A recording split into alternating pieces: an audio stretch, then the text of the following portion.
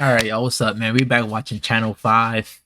This is titled Ocean City Streets, man. I don't know what this is about, but as you know, for the past couple of episodes, we've been covering drugs and homelessness, particularly focused on providing a historical analysis of how many of America's current open-air drug markets came to be. But what about the flip side of the coin? What doesn't get much coverage is places where all drugs, or even the consumption of alcohol, are outlawed, and prohibition is militantly enforced by a standing army of beach cops. Many of you, especially Philadelphians of Irish and Italian descent, may be aware of the gorgeous beach town of Ocean City, New Jersey, an all-American summer vacation town. Which this is where all the Italians be. This is where they was at on Jersey Shore, huh? It's Jersey Shore. It's Jersey Shore. It's the #1 lowest crime rate in America, and it's been this way for over 100 years. Ocean City is the only town on the Jersey Shore that's refused to lift the ban on alcohol, even after Prohibition ended in 1933. So directly after filming in Philadelphia, we decided to drive to Ocean City, aka Reverse Kensington, to do some interviews and figure out what it's like to exist in a space where everything is prohibited. I wasn't quite sure who to talk to, but my grandparents asked me if I could babysit my 3 little cousins. Bro, you know what's crazy? This got nothing to do with the video, but y'all see that Wawa sign, bro? This Wawa? Bro, when people were saying Wawa, I thought they was talking about Walmart. I've never seen a Wawa in my entire life. I didn't know that was a store. I'm like, what is a Wawa? Like, I thought they was talking about Walmart. I'm like, bro, what the heck is a Wawa? Like, what? Now that I see it's a real store though, and I'm like, oh, okay, like, what the heck? I wasn't quite sure who to talk to, but my I could have sworn every time they say Wawa, I thought they was talking about Walmart. Cousins, so I figured I'd start with them. What do you guys want to do today? Let's go to Hoy's. Trampoline Go to park. Hoy's. What's Hoy's? It's a toy store, idiot. What do you guys want to buy there? Idiot, that's aggressive. I'm sorry. Yeah, really. How do you guys feel about Ocean City banning alcohol? I mean, that's my favorite, so it's tough. That's your favorite? Do you guys feel like you're missing out on some of the nightlife? He said that's my favorite. You go out to bars here and stuff? Like, what? Yeah. Okay, let's just go. Okay. So you guys have never drank before, right? I drank. I drank. I Red Bull, I was drinking. And I threw up that night. You drank a Red Bull, Sean? Yeah, once at my friend's house. How'd it make you feel? Bro, what was your first time having a energy drink?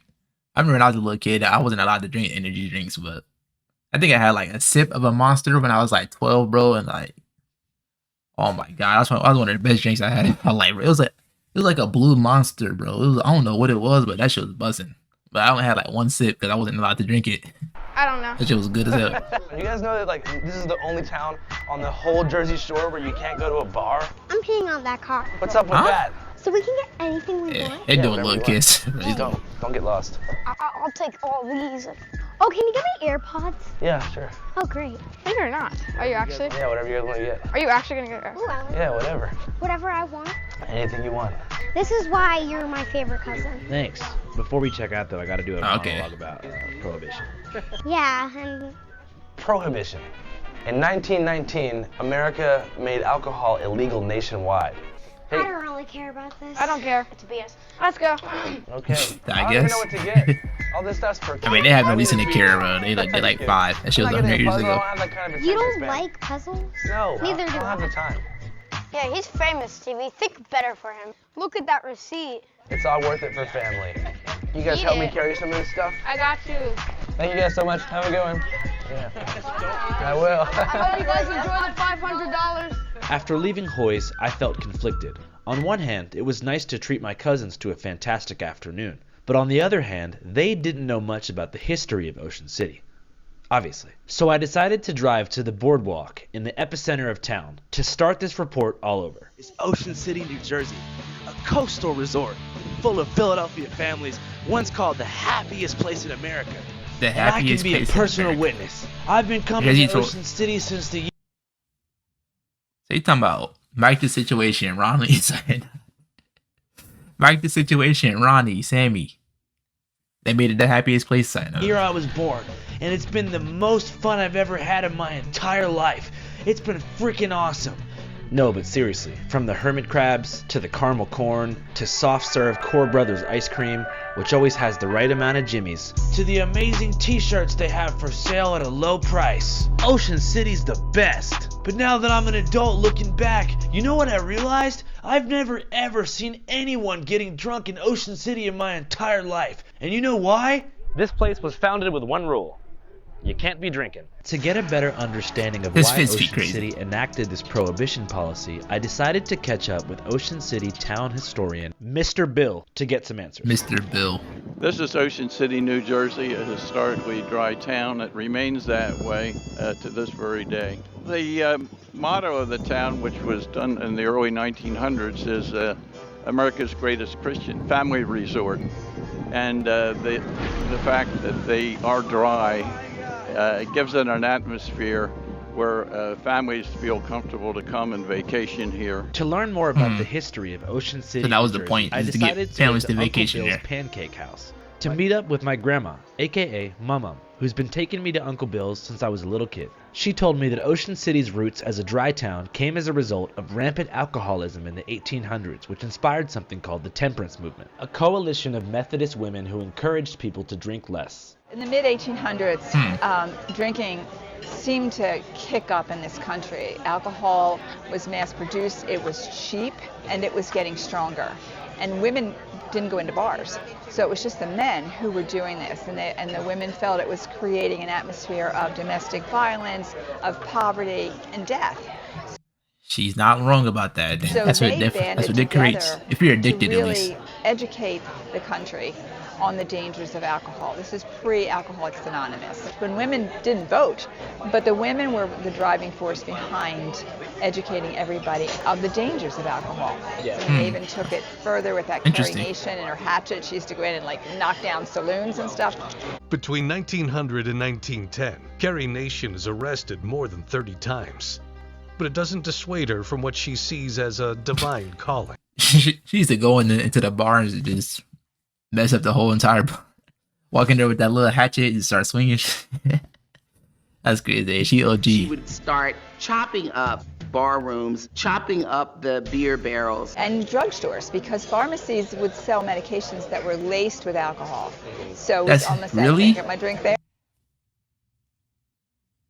That's a crazy fact. She said pharmacies would sell drugs mixed with alcohol in it.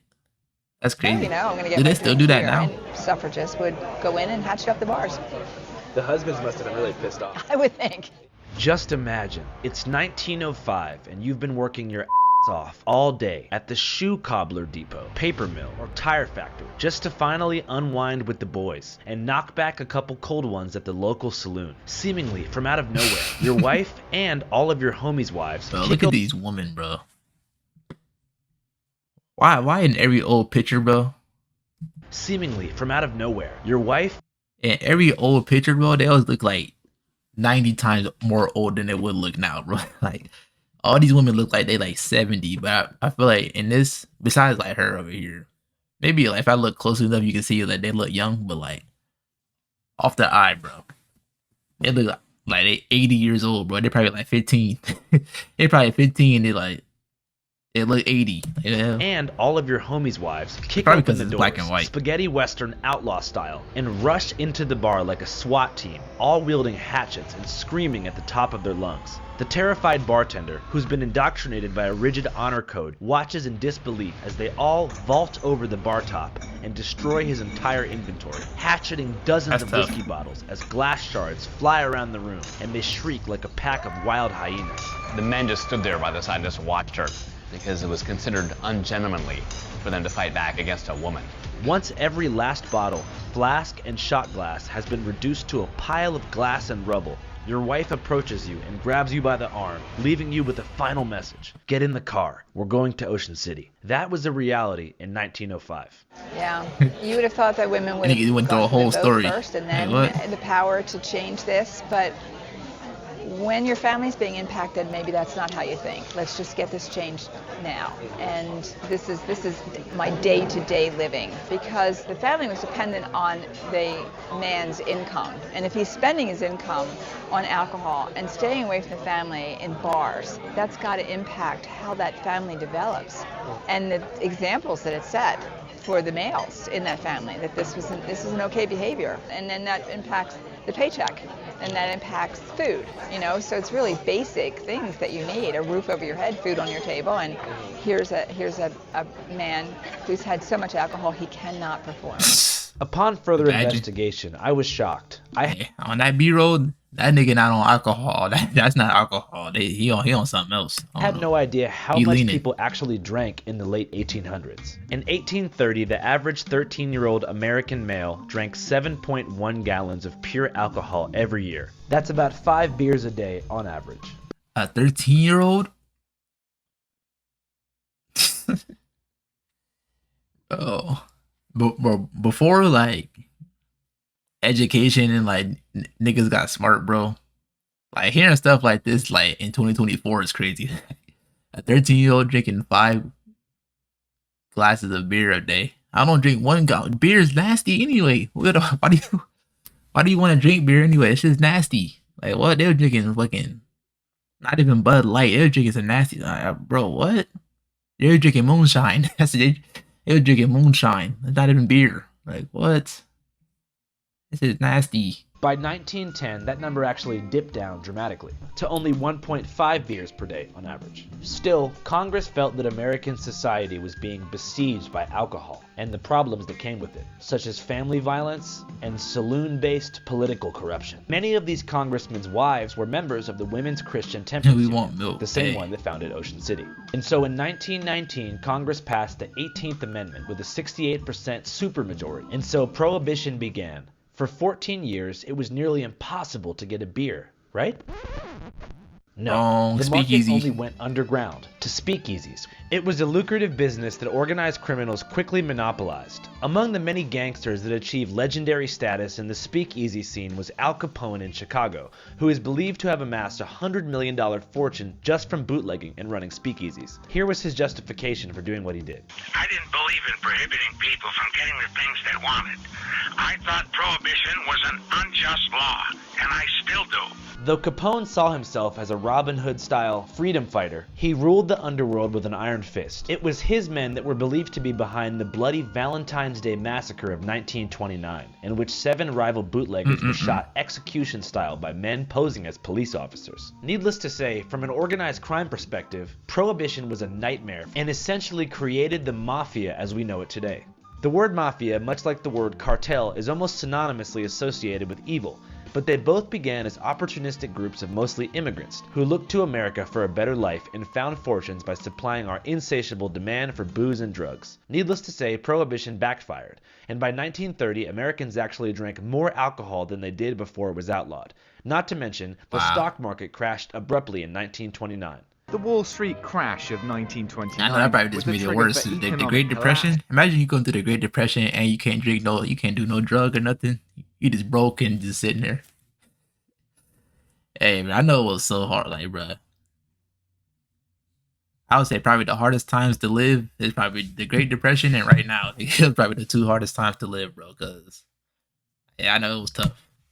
You can't drink no beer or nothing. You just broke sitting there. After the Great Depression, the American economy was in desperate need of a new source of income. And so, a man named Franklin D. Roosevelt entered the presidential race. Hey, Roosevelt. That if he won, he would lift Prohibition. Forever. And within his first 30 days in office, he fulfilled that election promise. To the delight of drunkards across the country, President Roosevelt won the popular vote in every state except for Maine and Vermont. Yeah, and on March 22nd, 1933, FDR signed the Beer and Wine Revenue Act. Nah, but I did my research on FDR, and I heard that like he's actually was one of the best presidents. Like, he did a lot of stuff for like in terms of like environment and like helping people. Like he actually did a lot. I haven't looked up the bad stuff, but you know, if you got that much power, you did some bad stuff too. But no, I think Roosevelt is a go crazy. Legalizing and federally taxing the sale of alcohol, but that shall not exceed a concentration of 3.5%. Alcohol would generate a new source of income for the government after its 13-year absence. A source of new revenue amounting. Since 1933, American consumption of alcohol and the concentration of alcohol found in commonly sold alcoholic beverages has been on a steady increase, and the taxes placed on liquor, beer, and wine. Y'all remember when Four Locos first came out? Bro, it was so many stories that I heard. I was like 12, but like the stories I heard about Four Loko. Hey man, any old heads Y'all should do a story time about your worst Four Loko story, man. Are one of the largest Do it, 'cause contributors to that'd the be U.S. funny. government's federal revenue streams. It's estimated that in 2022, revenue from alcohol tax in the United States amounted to $10.2 billion US. And alcohol-related advertising has permeated all facets of society, from sports to music. Ciroc is for the culture. To higher education and beyond. Because we've spent quite a few of the past episodes discussing the adverse effects and deaths associated with drugs like fentanyl and tranq, I think it's important to mention that in 2023, alcohol killed more Americans than all illicit drugs combined. Last year alone, over 136,000 Americans died from alcohol-related deaths, whether it be physical poisoning, vehicular crashes, or something else. And more than 6% of American adults self-reported as alcoholics. In the state of Wisconsin, what was that a percent of percentage? American adults, or something else. And more than 6% of American adults 6%. self-reported as alcoholics. It's more. In It's the higher state of than Wisconsin, that. actually, it's reported that over 17% of adult males are alcoholics. National statistics show that on average, Wisconsinites have 634 drinks per year. That's nearly 150 extra drinks than the national average. It's safe to say that excessive alcohol use has taken a huge toll on our society and hurt our economy to the tune of billions, in terms of loss in workplace productivity, healthcare expenses, property damage, and of course, criminal justice expenses. Dad! Yet we're programmed to treat binge drinking with a totally separate moral lens than, say, tranq injecting, which is strange because alcohol does far more collective damage. In fact, the moral compass is actually sort of reversed. That is a good question. Out of all the drugs, why is alcohol the one that's legal but everything else is illegal? Like, that's a very good question. Like, what? For example, oftentimes when you see they don't someone talk die about alcohol from an illicit the drug like the same way they fentanyl, talk about all heroin, the or other cocaine, ones. or something that's federally illegal, people often blame the user. Oh, you knew what you were getting into. You shouldn't have injected or smoked that. Just stupidity. What would I do if someone offered me these drugs? I'd tell them to take a hike. However, when it's alcohol and someone dies from an accidental alcohol poisoning or something like that, the common response is, what a tragedy. That person drank way too much. Never do people really consider the person to be stupid or just weak-willed. What am I seeing in this B-roll? Like, what? Like, come on, bro. I would have threw up in like 2 sips. Willed for trying alcohol. And you don't hear much discourse criticizing alcohol as a substance or calling for the government to intervene and stop the flow of alcohol into the United States. Maybe because we all know it would be useless. Our collective experience during Prohibition has left Americans with an implicit understanding that they already tried Prohibition that. does nothing to stop Americans' desire to drink alcohol. And so in contemporary conversations surrounding alcohol abuse, you don't ever hear people blaming individual cogs in the supply chain, like the cashier that works at the liquor store, or the United States federal government for incentivizing the advertisement of alcohol products to collect tax revenue, as being the cause of alcohol abuse. Perhaps we are indoctrinated consumers, or maybe we've learned over time that alcohol just isn't as harmful to the average person as, say, heroin or cocaine. I don't have the answers, but I do have a lot of questions. And to be clear, I'm not advocating for the prohibition of alcohol. I just think it's interesting to examine the societal biases that we have toward drugs that are taxed, regulated, and promoted by corporations versus drugs that are federally illegal. I think the reason is because like they make so much money off of it. Is like, why would you stop? Like, you already know money is what they really care about. They're like, that's what everybody care about, right? Is money, and all the other drugs not gonna make you nearly as much. Maybe like weed or something, but like, come on now. And sold on the black market. Nowhere near as much money. With all this in mind, I think stuff. it's great that places like Ocean City exist. Because nothing, and I mean nothing, is better than family. I think it helps to promote it as a family town, and it's been that way since the town was established. So there have been referendums to try to make it not a dry town, but they're usually overwhelmingly defeated. I voted against it. Ocean City resident Bob Hutchinson thinks an ordinance permitting BYOB service in Ocean City restaurants will ruin the town. There's this town called Jersey Shore. I have a question. And I don't want schnookies here. Where's the beach? Oh, so Jersey Shore and this is two different. People like the consistency of knowing that it's dry when they get there. When did you first come to Ocean City? I've been coming here, I lived here as a child. I went to elementary school and then moved away and have come back 50 years with the family. So that they know no matter where they are, whether it's Seattle or California or Miami, they come to Ocean City for 1 week in the summer and we all get together. And now it's 2 weeks and this year was a month. So, how do you think the town would look different if there was like bars and taverns? I can't even picture it.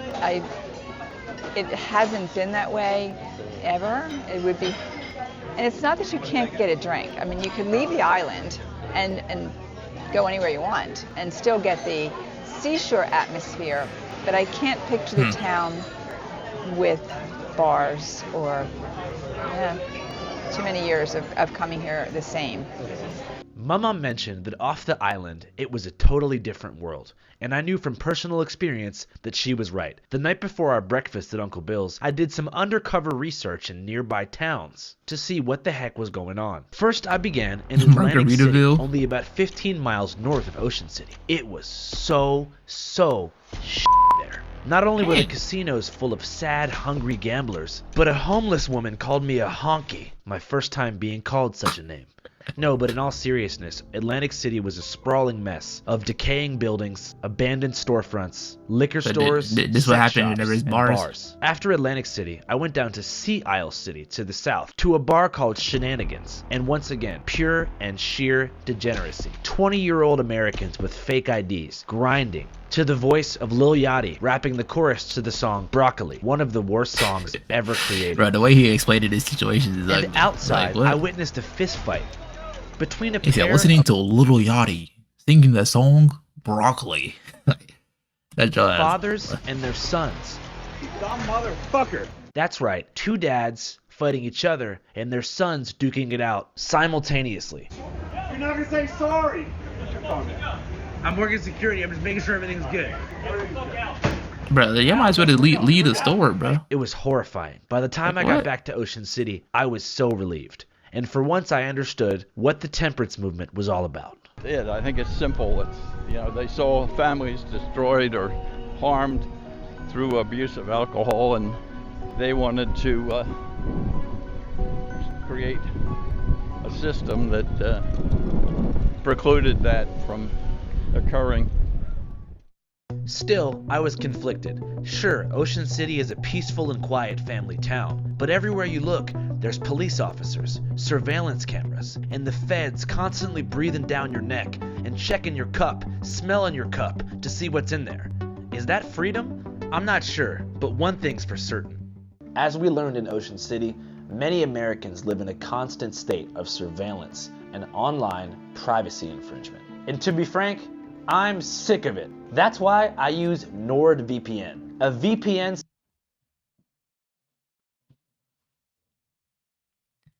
Hey, you got me, man. You got me. Yo, a 2-minute ad though? 2 minutes? That's crazy. That's crazy. And found a disturbing news article that cited 2022 data from the New Jersey Department of Public Health, suggesting that Ocean City, New Jersey was actually the most drunk town in the state. How is this possible? How is this possible? What? State. 23.3% of adults in Ocean City self-reported as alcoholics. I couldn't believe it. Temperance my ass. It seemed that beneath the veil of a Methodist utopia still got speakeasies out there? Sprawling underground world of booze, beer, and beyond. I quickly became struck with a new journalistic mission to uncover the secret world of drinking in America's greatest Christian family resort. I began to peruse the boardwalk in search of an oracle who would bestow me with the truth. First, I spoke to some tweenagers, but they wouldn't tell me a goddamn thing, which makes sense given that I'm approaching narc age. Do you guys like drink and stuff like that? Narc age? No, I've never, no. I don't know. How old are you guys? 13. Do any of your friends 13. drink alcohol? No, none of us, because we're just not like that. Like, it's too young anyway. These budding alcoholics were obviously withholding information from me, so I decided to switch. What does it mean, budding? How are they budding alcoholics? She's talking to a more relatable subject. Do you guys fuck with rap music? They capping. Yeah. You know, I like Kanye. Shit. Yeah. Okay. What do you think about Kanye? I think Kanye's amazing. I think all he says is right. Like what? Everything. All of it. I see good things about Hitler also. I like Kanye, okay? Shout out King Von. R.I.P. R.I.P. R.I.P. It's crazy. I thought he was lying in his music, but apparently everything was real. Every time they see me, I'm on go. In my lungs. I say that every time cause he got smoke. He's like the only rapper who actually like does it. What would you say if King Von was? Nah, he's not the only one. He just the only one. He the only one. Von is the only one that didn't care. He was just gonna say whatever he wanted. He the one that didn't care, but it's some real ones out there for sure. But he's dead. They just try to keep it hidden. Capitol riot. What is that?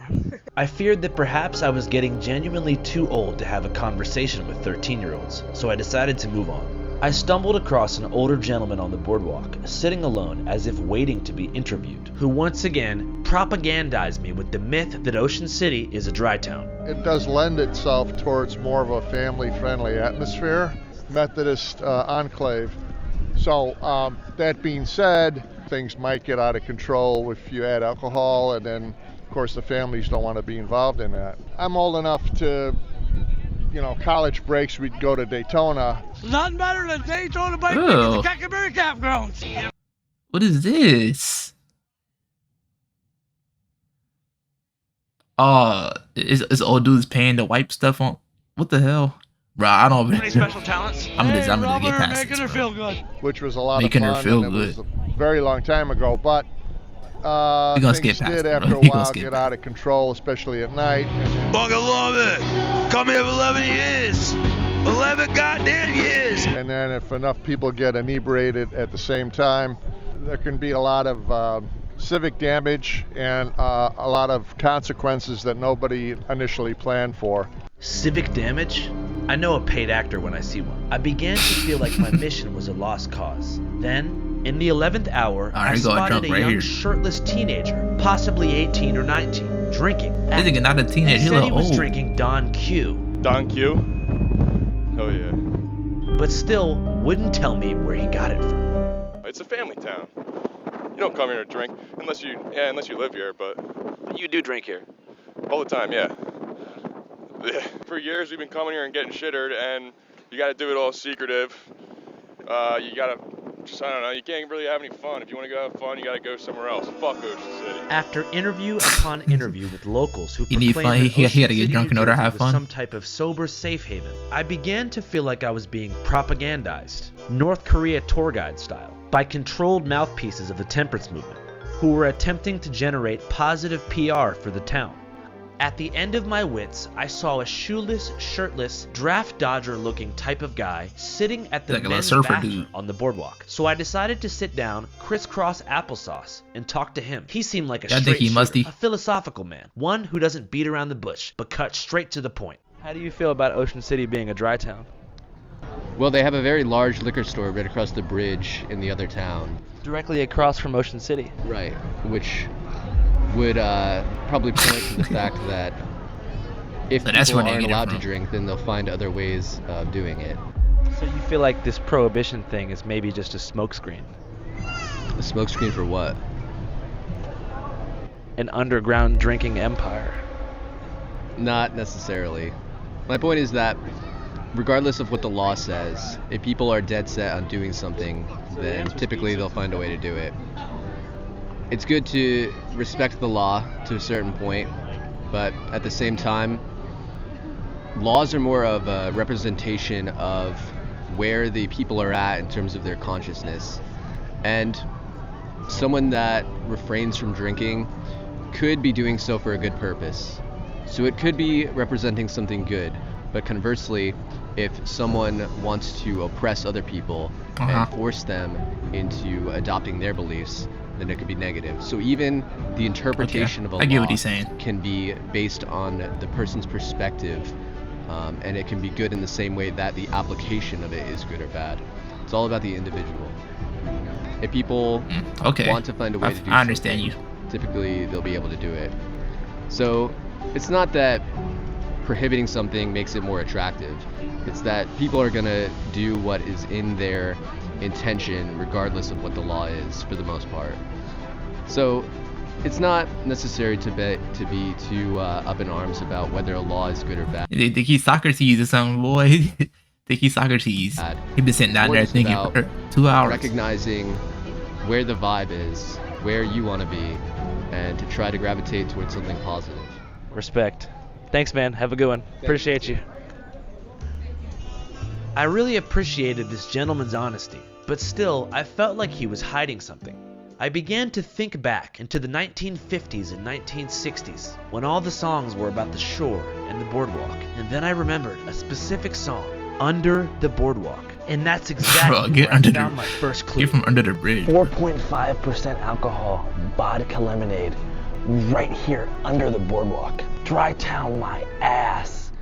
Fucking look at this. In our next episode, Ocean City Nights will attempt to infiltrate the secret world of binge drinking in Ocean City. First beginning across the bridge at Super Liquors, then going to the Ocean City Boardwalk at 9:30 p.m. My name's Andrew Callaghan, and you're watching Party Pooper. What are you doing? Are you drinking beer? Oh, fuck, we got one right here. We got a live teenager right here. He's coming. Yeah, he drinking for sure. He got eliminated right in there. Take that shit out of town. You guys fuck with King Von? Fuck yeah, fuck yeah, man! That King Von is a bitch! To get an early look at our episode, Ocean City Nights, go to our Patreon, www.patreon.com/channel5. As many of you know, we are completely independent and crowdfunded 100% by your monthly contributions. Thanks so much. Channel 5 live worldwide, Hollywood and Vine. Fuck the authority, Channel. Now, the first announcement. Alright, man. Shout out Channel 5. W video. You should do a part 2, like actually trying to expose. I think that's probably what this part 2 about to be, but he needed to expose him for real. Anyways, man, shout out to Brody. See y'all later.